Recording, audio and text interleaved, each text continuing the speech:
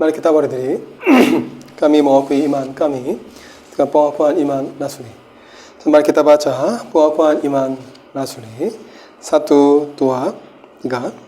Aku percaya kepada Allah, Bapa yang Maha Kuasa, Khalik langit dan bumi, dan kepada Yesus Kristus, anaknya yang tunggal, Tuhan kita, yang dikandung dari Roh Kudus, lahir dari anak darah Maria, yang menderita sengsara di bawah pemerintahan Pontius Pilatus, disalibkan, mati dan dikuburkan, turun ke dalam kerajaan maut, pada hari yang ketiga bangkit pula dari antara orang mati, naik ke surga, duduk di sebelah kanan Allah, Bapa yang Maha Kuasa, dan dari sana Ia akan datang untuk menghakimi orang yang hidup dan yang mati.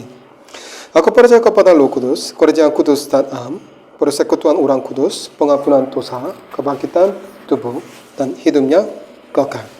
Amin.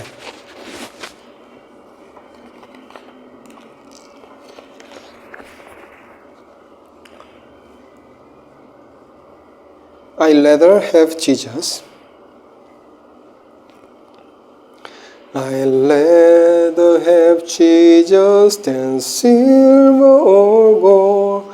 I'd rather be His than have rich untold. I'd rather have Jesus than houses or land.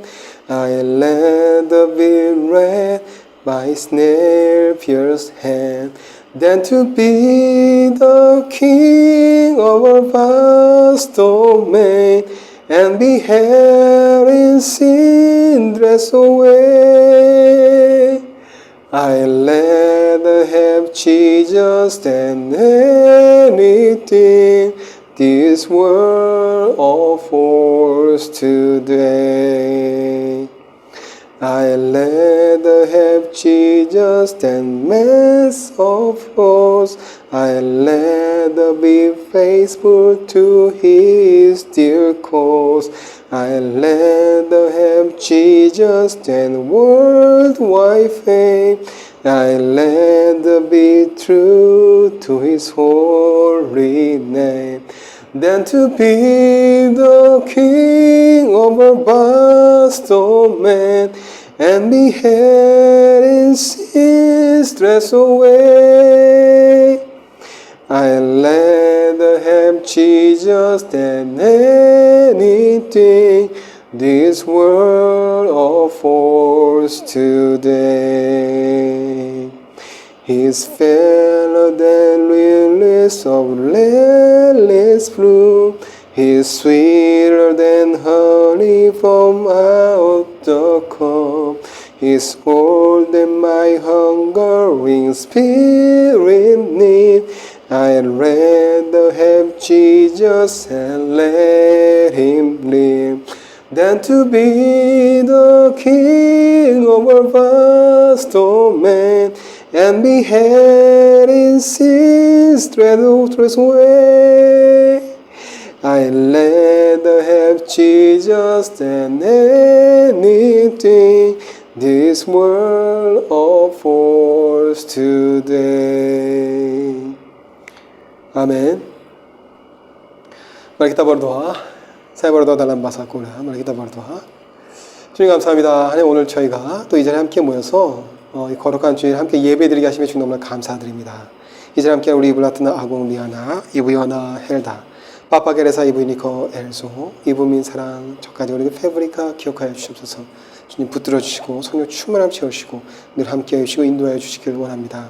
오늘 저희가 주님의 말씀 앞에 섭니다. 주님 이 말씀을 깨달을 수 있도록 도와주셨고 이 말씀대로 또 살아갈 수 있도록 저희를 붙들어 주시기 원합니다.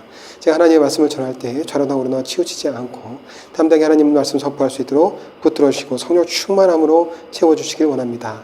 아버지 감사합니다. 늘 함께 하시며 감사합니다. 이 모든 말씀 살아계신 우리 주 예수 그리스도의 이름으로 기도드립니다. 아멘. Selamat pagi semua. Semuanya sehat. Saya juga sehat. Puji Tuhan.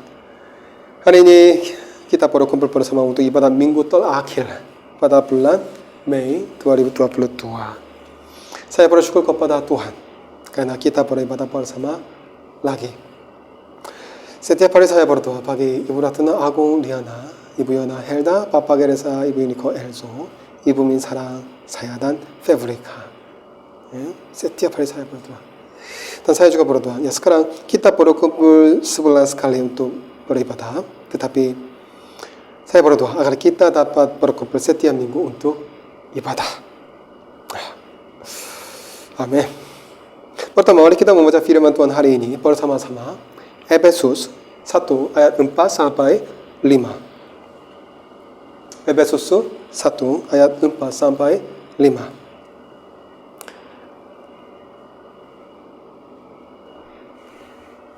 Mari kita baca bersama.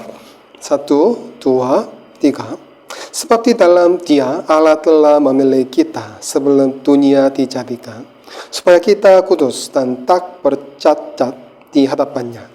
Dalam kasih Ia telah menentukan kita dari semula oleh Yesus Kristus dan untuk menjadi anak-anaknya sesuai dengan kerelaan kehendaknya. Amin. Sebelum melanjutkan khotbah kita tentang doktrin Alkitabiah, ada baiknya untuk merenungkan kesimpulan yang telah kita capai sejauh ini.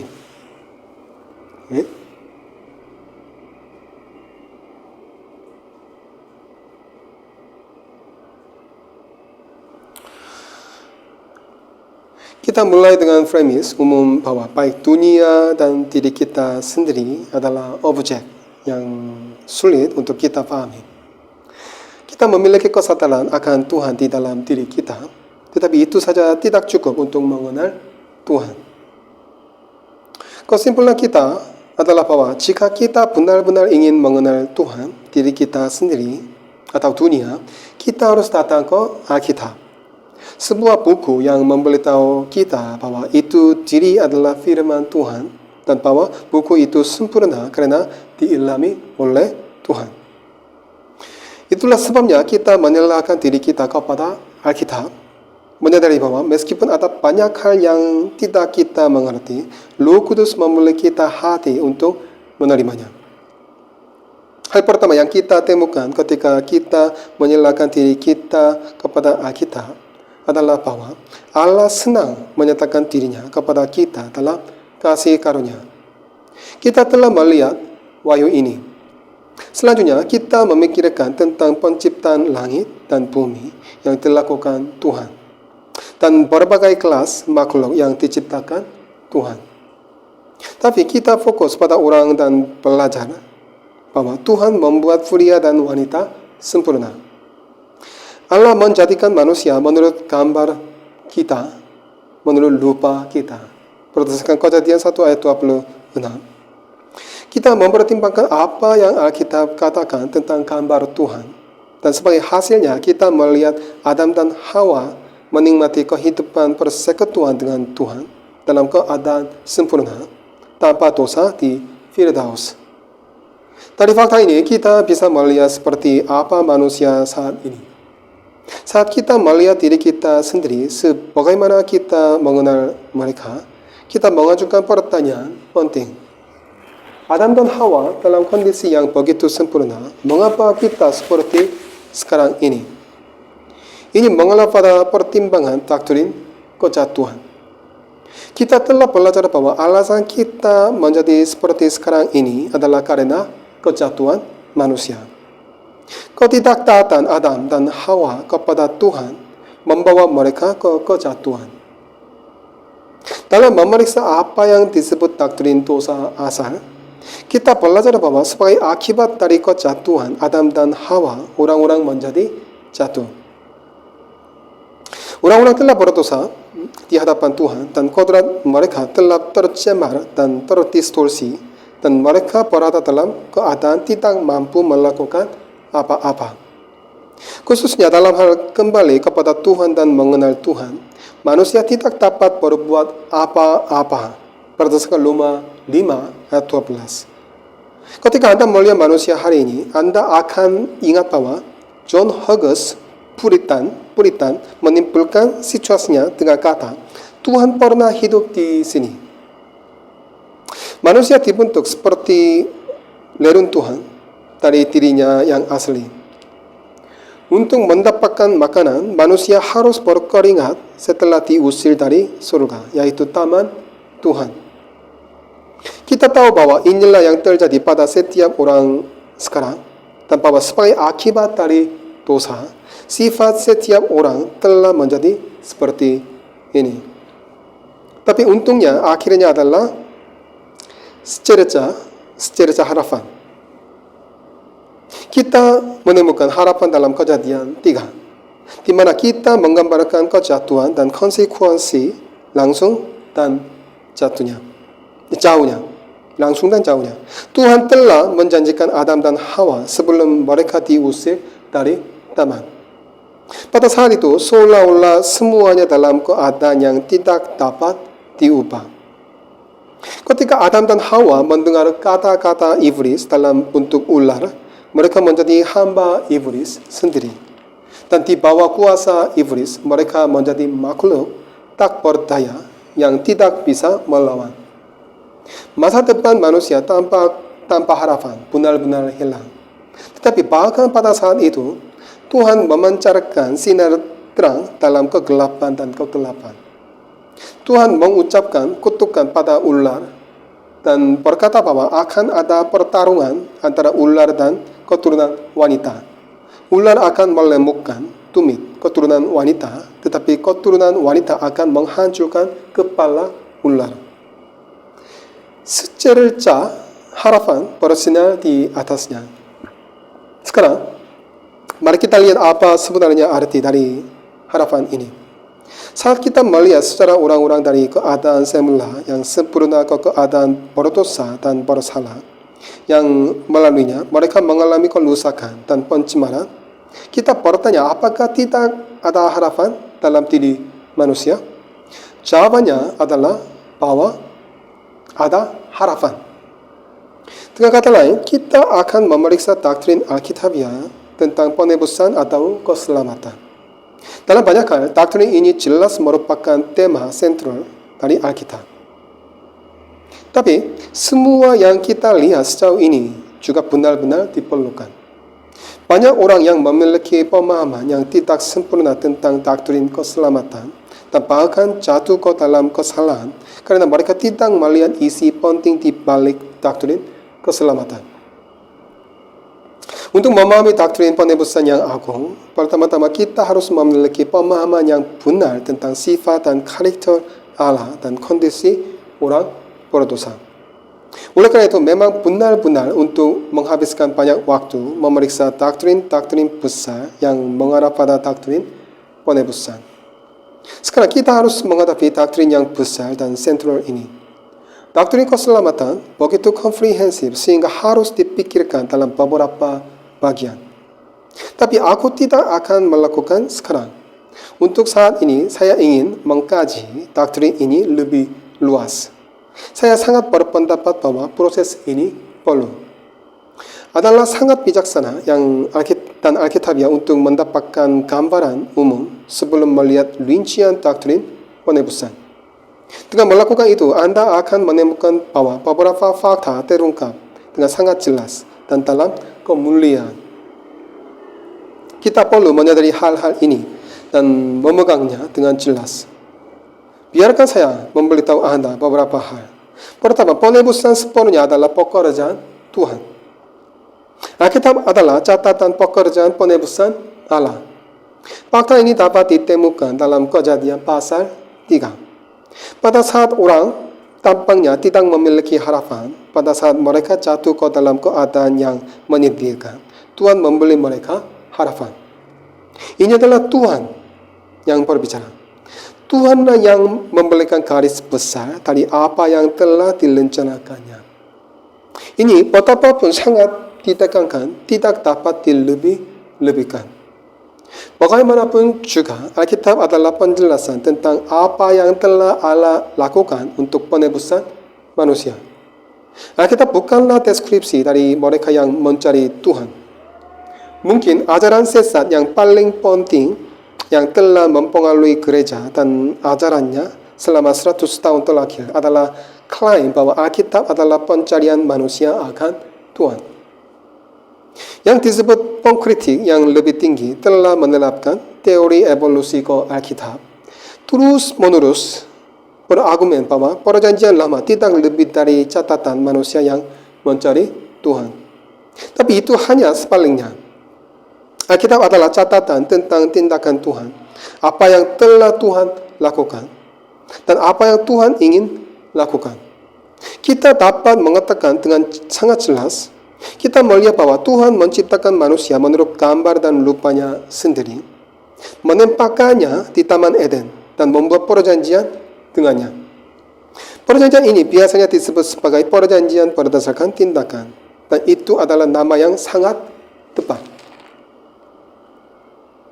Tuhan sebenarnya berkata kepada Adam, jika kamu menuruti perintahku, jika kamu melakukan apa yang aku perintahkan dan tidak makan dari pohon itu, jika kamu tidak melakukan hal-hal yang aku larang, maka kamu akan terus tumbuh dan menjadi makhluk yang lebih sempurna.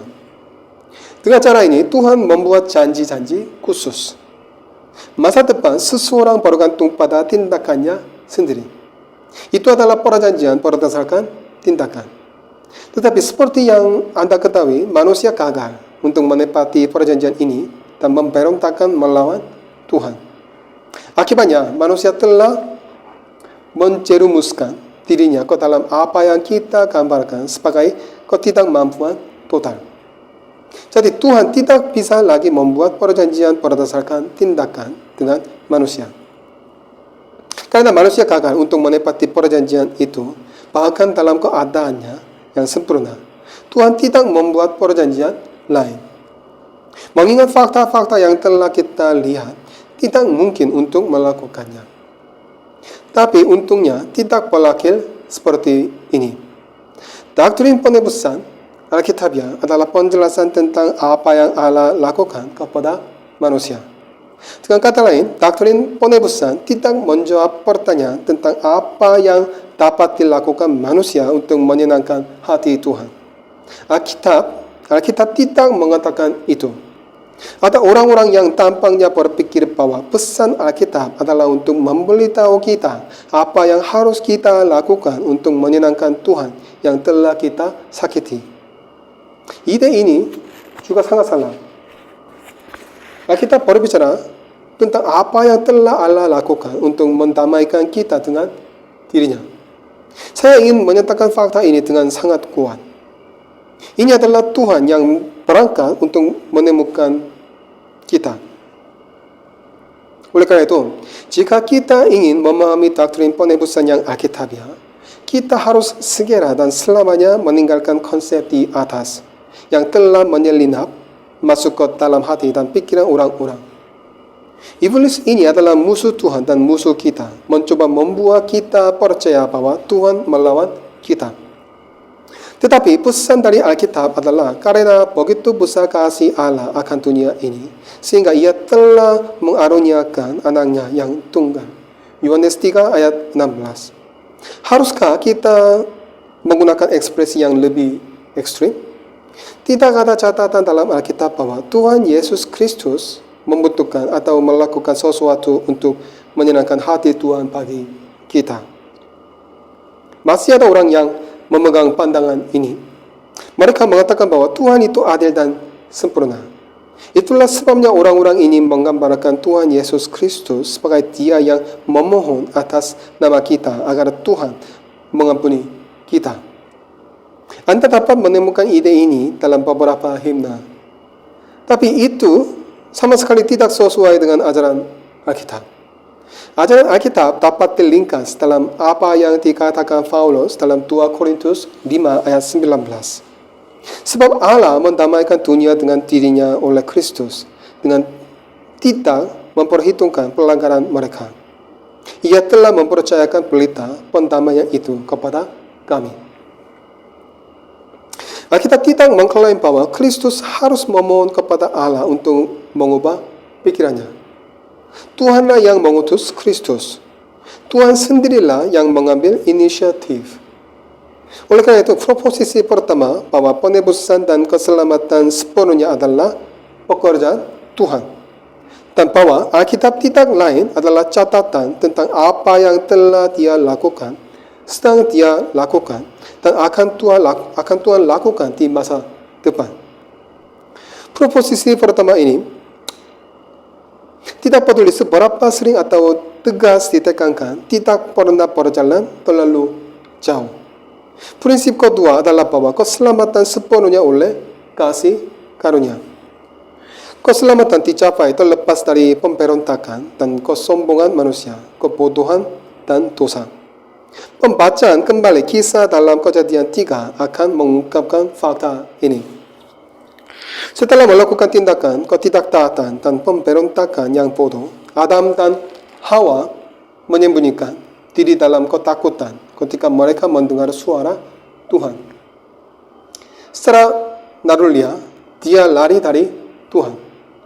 Tuhanlah yang memanggil mereka untuk mengikuti dan kembali. Terlepas dari dosa, ketidaktaatan, dan kebejatan moral, Tuhan tidak memunggungi kita dan dunia. Kita tidak pantas mendapatkan cinta, belas kasihan, dan belas kasihan Tuhan. Tetapi Tuhan memandang kita dengan belas kasihan dan berbicara dengan rahmat dan cinta. Alkitab selalu berbicara tentang tindakan kasih karunia seperti itu dari Allah. Anda akan ingat bahwa saya menekankan watak kasih karunia sambil memeriksa watak Tuhan. Kasih karunia adalah kebaikan yang diberikan kepada yang tidak layak. Ini adalah inti dari pesan Alkitab. Ada juga himne seperti Tuhan yang agung, yang luar biasa, semua jalanmu tak tertandingi, suci dan suci. Samuel Davis. Ini harus diingat bahwa tidak ada yang menandingi kasih karunia Tuhan yang memelihara kita dan dunia dan memberikan janji-janji terlepas dari kesalahan kita. Kita tidak berhak menuntut agar Tuhan mengasihi kita. Kita sudah kehilangan hak itu. Keselamatan sepenuhnya oleh kasih karunia. Poin berikutnya yang dijelaskan Alkitab tentang doktrin penebusan adalah bahwa segala sesuatu tentang penebusan telah direncanakan sebelum dunia diciptakan. Ini adalah poin yang sangat penting. Baca apa yang Paulus katakan tentang ini di Efesus pasal 1. Penebusan bukanlah sesuatu yang datang terlambat setelah itu terjadi. Ini berarti bahwa penebusan tidak direncanakan untuk memecahkan masalah kejatuhan hanya setelah manusia jatuh. Mengatakan ini berarti menyangkal Alkitab. Alkitab dari awal sampai akhir mengatakan bahwa penebusan telah direncanakan sebelum dunia diciptakan. Bahkan sebelum manusia diciptakan, rencana penebusan ini ada di dalam hati Tuhan. Di sini sekali lagi kita dihadapkan pada misteri besar. Mustahil bagi kita untuk sepenuhnya memahami maknanya. Kita dibatasi oleh waktu dan terbiasa melihat peristiwa dalam urutan kronologis. Kita berpikir secara kronologis dan ini tidak bisa dihindari. Namun Tuhan berada di luar batas waktu. Tuhan tahu akhir dari awal dan selalu melihat segalanya. Ini adalah ide yang sangat luar biasa, tetapi Alkitab selalu mengajarkannya dengan jelas. Sebab di dalam Dia Allah telah memilih kita sebelum dunia dijadikan. Efesus 1 ayat 4. Beberapa orang mengatakan bahwa karena pekerjaan manusia, Tuhan harus terus-menerus merevisi rencana dan tujuannya. Tetapi gagasan ini tidak pernah dapat didukung oleh Alkitab. Sejak saat tidak ada yang dibuat, rencana penebusan ada di hati Tuhan. Sebujak yang akan diteliti selanjutnya, hendaknya disikapi dengan sikap menyembah, memuji, dan menyembah. Adalah fakta bahwa tiga pribadi dari Tritunggal Maha Kudus berpartisipasi dalam rencana dan tujuan penebusan.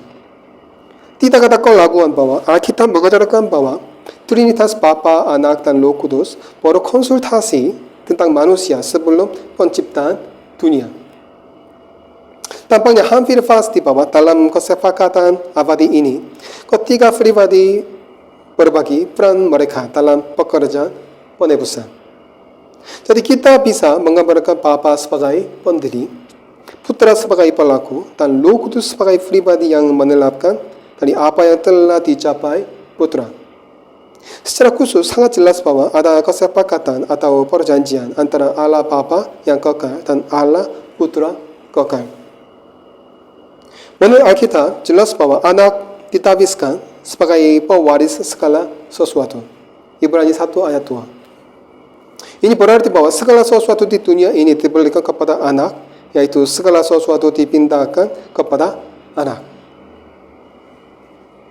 Oleh karena itu, segala sesuatu yang terjadi di dunia ini dan segala sesuatu di bumi ini berada di bawah kendali anak. Dalam doa Yohanes 17, Tuhan kita mengingatkan Allah Bapa tentang hal berikut. Sama seperti engkau telah memberikan kepadanya kuasa atas segala yang hidup. Konsep yang sama, Allah Bapa tidak hanya menyerahkan dunia kepada anak, tetapi juga memberikan otoritas untuk mengatur segalanya.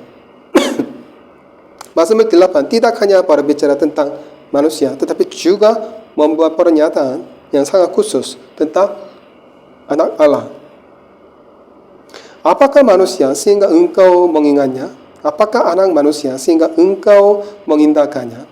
Namun engkau telah membuatnya hampir sama seperti Allah dan telah memahkotainya dengan kemuliaan dan hormat. Engkau membuat dia berkuasa atas buatan tanganmu. Segala-galanya telah kau letakkan di bawah kakinya. Kambing domba dan lembu sapi sekalian, juga binatang-binatang di padang, burung-burung di udara dan ikan-ikan di laut, dan apa yang melintasi arus lautan. Lebih jauh lagi, Alkitab dengan jelas menunjukkan bahwa untuk tujuan penebusan, Allah Bapa menabiskan anak sebagai kepala dan wakil umat manusia baru. Pertimbangkan kontras dalam 1 Korintus 15 ayat 22. Karena sama seperti semua orang mati dalam persekutuan dengan Adam, demikian pula semua orang akan dihidupkan kembali dalam persekutuan dengan Kristus. Rasul Paulus menjelaskan secara rinci. Apa yang Paulus ajarkan adalah bahwa seperti yang telah kita lihat, Adam adalah kepala dan wakil umat manusia. Tetapi sekarang Allah telah menetapkan kepala dan wakil baru untuk penebusan. Dan wakil itu adalah anak Allah sendiri. Sama sekali tidak mungkin bagi Tuhan untuk menunjuk orang sebagai wakil. Karena semua orang telah jatuh di dalam Adam. Anda tidak dapat menunjuk orang yang telah jatuh sebagai wakil Anda. Bahkan ketika manusia dalam keadaan sempurna, ia gagal. Apalagi manusia yang tidak sempurna dalam Adam akan gagal. Inilah sebabnya mengapa inkarnasi mutlak diperlukan. Tidak ada seorang pun di bumi yang dapat membuat perjanjian dengan Tuhan. Dan tidak ada seorang pun yang dapat dijadikan kepala dan wakil umat manusia oleh Tuhan. Jadi Allah mengutus anaknya dalam rupa daging yang berdosa dan menjadikannya kepala dan wakil umat manusia baru. Langkah selanjutnya dalam kovenan atau kovenan antara Bapa dan Anak adalah bahwa Allah Bapa telah memberikan kepadanya orang-orang yang akan dibangkitkan oleh Allah, Anak Allah, pada hari terakhir. Jadi Anda membaca Yohanes 6, misalnya, Anda akan melihat bahwa Tuhan kita terus mengatakan ini. Tuhan Yesus berkata bahwa dia tidak akan kehilangan apapun yang Tuhan berikan kepadanya. Doa dalam Yohanes 17 juga membuat hal ini menjadi sangat jelas. Tuhan Yesus kita mengulangi fakta bahwa dia melakukan semua ini untuk mereka yang telah Tuhan berikan kepadanya. Demikianlah kata Yesus, lalu ia menengadah ke langit dan berkata, Bapa, telah tiba saatnya, permuliakanlah anakmu, supaya anakmu mempermuliakan engkau. Sama seperti engkau telah memberikan kepadanya kuasa atas segala yang hidup. Demikian pula ia akan memberikan hidup yang kekal kepada semua yang telah engkau berikan kepadanya. Yohanes 17 ayat 1 sampai 2. Kemudian dia mengulangi kalimat, kepada mereka yang engkau berikan kepadaku dari dunia, aku telah menyatakan namamu. Ayat 6. Kemudian dia mengingatkan Bapa surgawi bahwa selama aku bersama mereka, aku memelihara mereka dalam namamu, yaitu namamu yang telah engkau berikan kepadaku. Aku telah menjaga mereka dan tidak ada seorang pun dari mereka yang binasa selain daripada dia yang telah ditentukan untuk binasa, supaya genaplah yang tertulis dalam kitab suci. Yohanes 17 ayat 12. Ini adalah bagian lain dari perjanjian.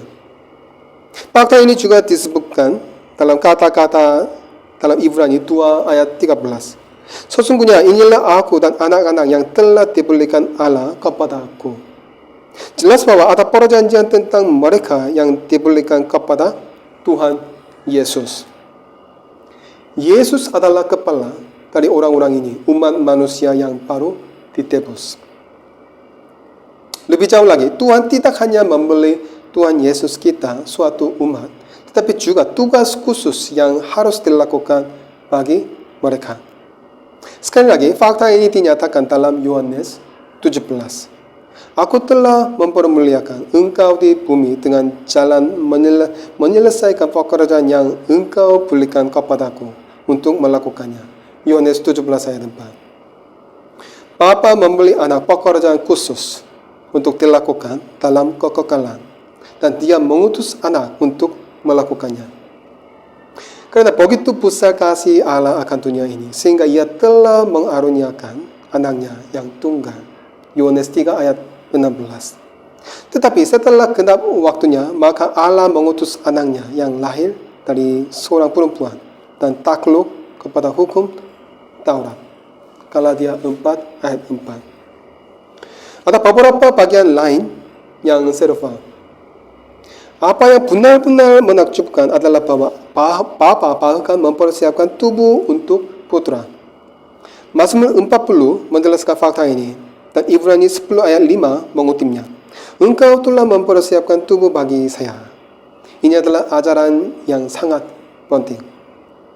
Bapalah yang mengutus anak. Hal kelima yang ingin saya tunjukkan adalah bahwa rencana penebusan ini adalah rencana yang pasti. Tidak ada yang terjadi dalam penebusan yang terjadi secara kebetulan.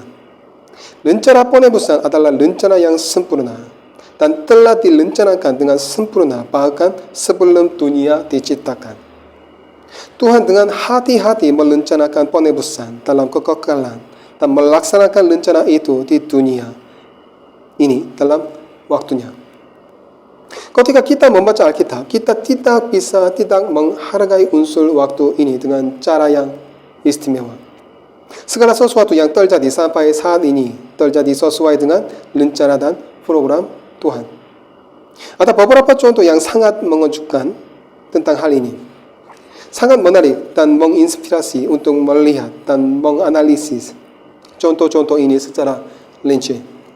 Misalnya, Tuhan memberitahu Abraham bahwa keturunannya akan menjadi budak di Mesir selama 400 tahun. Berdasarkan Kejadian 15 ayat 13-16. Juga Tuhan tahu waktu banjir. Ketika Tuhan pertama kali memerintahkan Nuh untuk membangun bahtera, dunia tertawa dan berkata, di mana janji penghakiman yang Anda bicarakan? Tuhan tahu kapan air bah akan terjadi, dan ketika saat yang ditentukan datang, banjir terjadi. Kejadian 6 dan 7. Sama halnya ketika ia memilih seorang bernama Abraham dan mendirikan suatu bangsa dari padanya. Kejadian 12 ayat 1. Kita akan melihat kasus ini secara lebih rinci di masa depan. Semua ini terjadi tepat pada waktu yang ditentukan Tuhan. Dan jika kita menelusuri kitab Hakim, Raja, dan Nabi, kita dapat melihat bahwa semua secara ini terjadi sesuai dengan rencana Tuhan yang sempurna dan tepat waktu. fakta ini mengingatkan kita pada sebuah bagian penting dari Alkitab yang telah dikutip sebagian sebelumnya. Tetapi setelah genap waktunya, maka Allah mengutus anaknya yang lahir dari seorang perempuan dan takluk kepada hukum Taurat. Galatia 4 ayat 4. Orang sering bertanya, mengapa Tuhan begitu lama menunggu putranya untuk diutus, walaupun dia sudah berjanji di Taman Eden sebelumnya?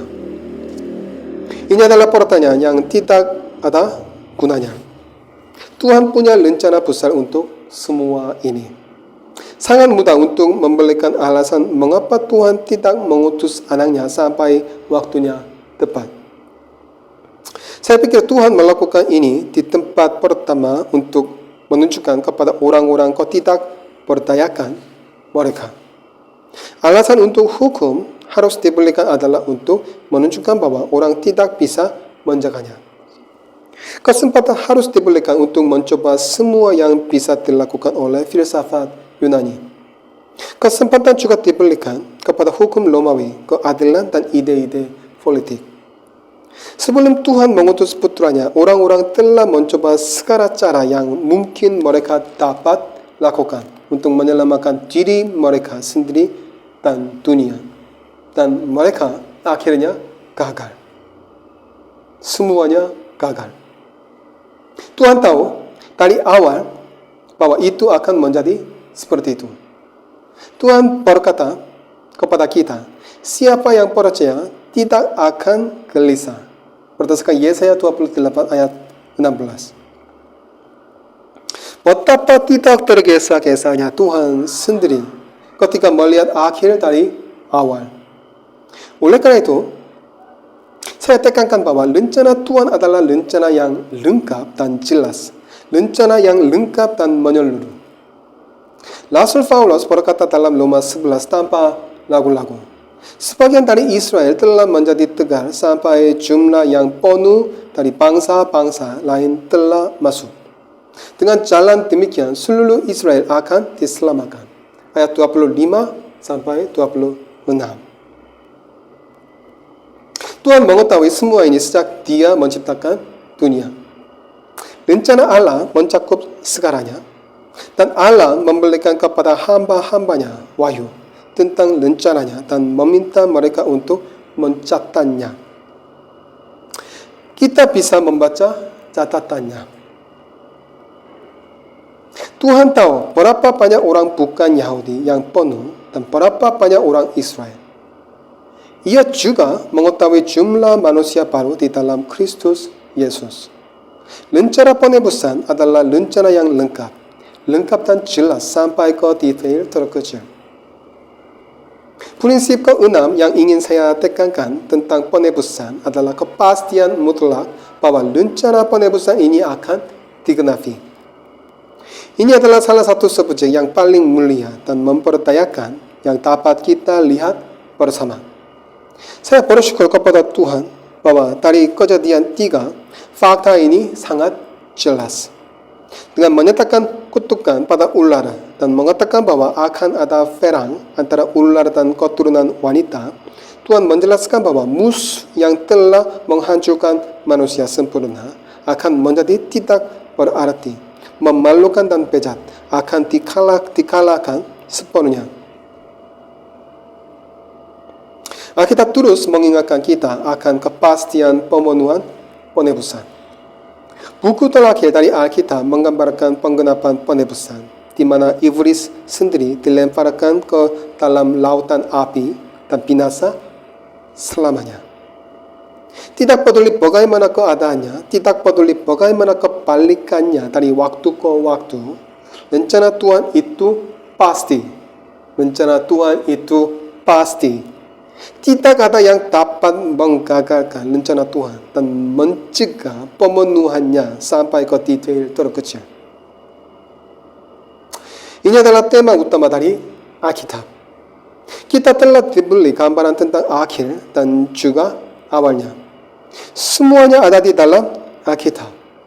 Kita dapat yakin bahwa baik kuasa manusia maupun kuasa dunia ini maupun kuasa neraka tidak dapat menghentikan hal-hal yang Allah rencanakan melalui diskusi kekal sebelum dunia dijadikan. Poin berikutnya yang juga ditekankan dalam Efesus 1 adalah bahwa rencana penebusan Allah berlaku untuk segala sesuatu dan juga manusia. Tidak hanya rencana penebusan berlaku untuk dunia itu sendiri, tetapi seperti yang baru saja kita lihat, itu juga mencakup kehendak Tuhan bagi musuh-musuhnya. Paulus mengatakan, dia memberitahukan kepada kita misteri kehendaknya. Ada kehendak Tuhan dalam rencana Tuhan, tapi itu adalah misteri yang tersembunyi.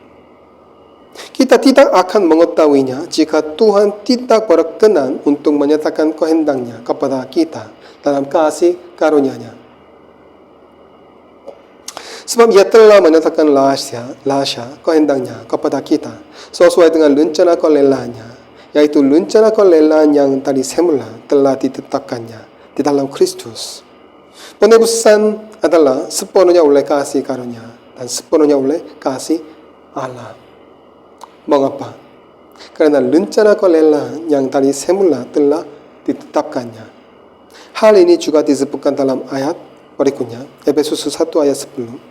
Sebagai persiapan kegenapan waktu untuk mempersatukan di dalam Kristus sebagai kepala segala sesuatu, baik yang di surga maupun yang di bumi.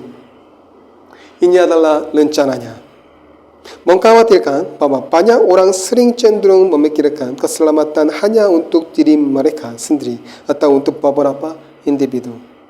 Anda seharusnya tidak pernah melakukan itu.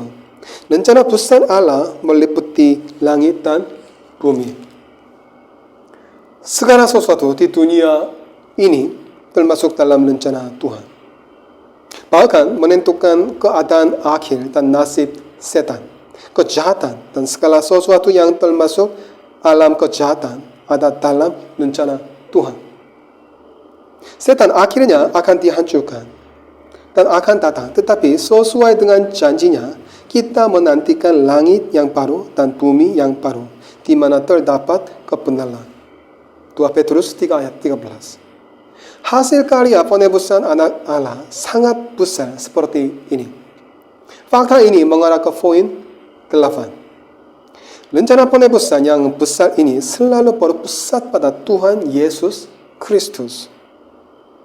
Paulus berkata bahwa tujuan Allah adalah sebagai persiapan kegenapan waktu untuk mempersatukan di dalam Kristus sebagai kepala segala sesuatu, baik yang di surga maupun yang di bumi. Efesus 1 ayat 10.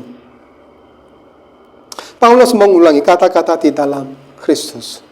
Saya akan menekankan dan mengulangi masalah ini nanti. Untuk saat ini, saya ingin membahas masalah ini sebagai prinsip. Karena ada orang-orang yang dengan jelas mengajarkan bahwa beberapa bentuk keselamatan adalah mungkin terlepas dari Tuhan Yesus Kristus. Anda dapat menemukan ajaran-ajaran ini di beberapa Bible commentary. Ini adalah ajaran bahwa zaman kasih karunia akan berakhir dan zaman hukum baru akan datang, di mana pada saat itu orang akan diselamatkan dengan menaati hukum. Dan mereka tidak akan diselamatkan jika tidak menaatinya.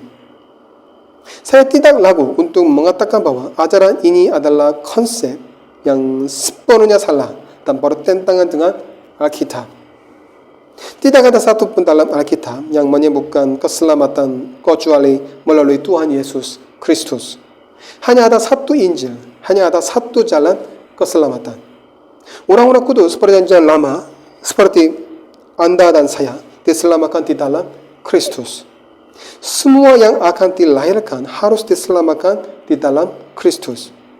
Dan tanpa Kristus tidak ada keselamatan. Allah telah mendamaikan segala sesuatu dengan dirinya di dalam Kristus. Dan tidak ada cara lain untuk mendamaikan. Ini tidak bisa terlalu ditekankan. Biarkan saya menjelaskannya dengan cara lain. Buku ini yang kita sebut Alkitab dibagi menjadi dua bagian, perjanjian lama dan perjanjian baru. Apa artinya ini? Artinya perjanjian lama dan baru sama-sama berkaitan dengan yang satu, Tuhan Yesus Kristus. Perjanjian lama adalah persiapan, janji dan nubuat tentang kedatangan Kristus. Kejadian 3 juga menyebutkan hal ini. Semuanya tertulis dengan sangat jelas. Siapakah keturunan wanita yang akan melemukkan kepala ular itu? Dia tidak lain adalah anak Allah, dan dia melakukan ini di kayu salib di bukit Kalvari. Perjanjian lama menyatakan Kristus dari awal sampai akhir. Apa yang akan menjadi perjanjian baru selain penggenapan yang mulia dari semua bayangan? Kristus adalah prototip hebat dari semua model. Kristus telah melakukan semua yang Tuhan perintahkan untuk kita lakukan. Baik perjanjian lama dan baru ada di dalam Kristus. Rencana, tujuan, dan metode penebusan selalu ada di dalam Kristus. Ini mengarah ke subjek terakhir. Rencana penebusan Allah dinyatakan kepada umat manusia melalui berbagai perjanjian. Saya tidak akan membahas masalah perjanjian sekarang karena saya ingin melihatnya dalam khotbah berikutnya. Tetapi Tuhan tidak hanya menentukan rencana penebusan dengan kerendahan hatinya yang besar, kasih karunia dan belas kasihannya yang tak terbatas. Dia melakukan hal-hal lain dengan cara yang lebih besar dan lebih menakjubkan. Dia membuat kontrak dengan orang-orang. Tuhan yang Maha Kuasa dan Kekal, penguasa datang kepada mereka yang telah berdosa dan memberontak terhadap Dia dan mulai memberitahu mereka apa yang akan Dia lakukan. Seperti yang akan kita lihat ketika Tuhan melakukan itu kepada Abraham, Tuhan tidak hanya mengatakan kepadanya apa yang akan Dia lakukan, tetapi Dia juga meyakinkan mereka dengan sumpah sehingga orang dapat menikmati harapan yang jelas dan pasti tentang apa yang akan Tuhan lakukan. Berdasarkan Ibrani 6 ayat 17-20. Dengan cara ini, kita telah meninjau doktrin penebusan Alkitab. Kita sudah mengamati doktrin penebusan secara umum. Dengan kata lain, kita melihat pemandangan. Kita melihat awal dan akhir penebusan. Kita melihat kebaikan, cinta, belas kasihan, dan kasih karunia Allah sendiri. Kita juga belajar bahwa Dia memandang mereka yang tidak akan menerima apapun selain neraka dan kehancuran, dan memberi mereka janji penebusan yang luar biasa, yang pada akhirnya akan digenapi di dalam Yesus Kristus, Putra Allah, Tuhan dan Juru Selamat kita. Oleh karena itu, segala pujian dan hormat dan kemuliaan harus diberikan kepada Tuhan dan hanya kepada Tuhan. Amin. Amin. Mari kita berdoa. Saya berdoa dalam bahasa Korea. Mari kita berdoa. 주님 감사합니다. 오늘 저에게 말씀해 주셔서 감사합니다. 예수 그리스도의 그 구원의 계획 하나님께서 보내셨고, 하나님께서 처음부터 계획하셨고, 하나님께서 우리 인간을 얼마나 사랑하시는지 다시 한번 깨닫게 됩니다. 나를 위해서 태초부터 예수 그리스도를 계획하셨고, 나를 위해서 예수 그리스도 이 땅에 보내주셨고, 나를 위해서 예수 그리스도 십자가에서 죽게 하셨습니다. 하나님 감사합니다. 저희 창조주이시고 저희 모든 것을 아시는 주님, 저를 구원하시기 위해서 이 모든 것을 행하신 주님을 찬양합니다. 감사합니다. 주님, 이 사랑에 압도되어져서 저의 이 땅 가운데의 삶을, 매일매일의 삶을 이 은혜로 넘쳐져서 살아갈 수 있도록 주여 붙들어 주시옵소서. 아버지 감사합니다. 말씀해 주셔서 감사합니다. 이 모든 말씀 사랑하신 우리 주 예수 그리스도의 이름으로 기도드립니다. 아멘. pengumuman. Saya minta doa untuk Papang Marcel dan Ibu Jenny, missionary ACC. Visi misi Antioch Community Church adalah kita akan kirim 100 missionary dan kita akan membangun 100 gereja di wilayah Sunda. Kita harus berdoa untuk missionary ketiga sekarang. Saya minta doa untuk yayasan dan izin dari Kementerian Agama Kristen. Ini penting. Waktu perenungan dan waktu doa. Kita harus membaca Alkitab setiap hari minimum 2 pasal. Kita harus berdoa setiap hari minimum 30 menit. Saya minta doa untuk sekolah minggu. Ya, minggu depan ya kita akan beribadah bersama dan sekolah minggu akan dilakukan dalam bahasa Inggris. Jadi ini adalah English Ministry. Ya. Baik, dan saya minta doa untuk TBK 6 dan TBK 4. Siswa, semua siswa TBK 6 dan TBK 4. Pada tanggal 3 bulan Juli ada ibadah wisuda TBK. Okay. Siswa TBK 6 semua mereka akan lulus. Okay. Baik. Dan saya juga minta doa untuk ya bangunan gereja Antioquia. Kita akan memperluas ya ruangan ini. Okay. Bangunan ini. Ya. Baik. Baik, ini cukup. Ya, cukup. Ada pengumuman yang lain? Tidak ada. Ya, baik. Dan doa Bapa kami. Kita harus berdoa dengan doa Bapa kami setiap hari. Okay? Baik. Mari kita berdoa dengan doa Bapa kami. 1, 2, 3. Karena itu berdoalah demikian. Bapa kami yang di surga, dikuduskanlah namamu. Datanglah kerajaanmu. Jadilah kehendakmu di bumi seperti di surga. Pulihkanlah kami pada hari ini makanan kami yang secukupnya, dan ampunilah kami akan kesalahan kami, seperti kami juga mengampuni orang yang bersalah kepada kami. Dan janganlah membawa kami ke dalam pencobaan, tetapi lepaskanlah kami daripada yang jahat. Karena Engkaulah yang mempunyai kerajaan dan kuasa dan kemuliaan sampai selama-lamanya. Amin.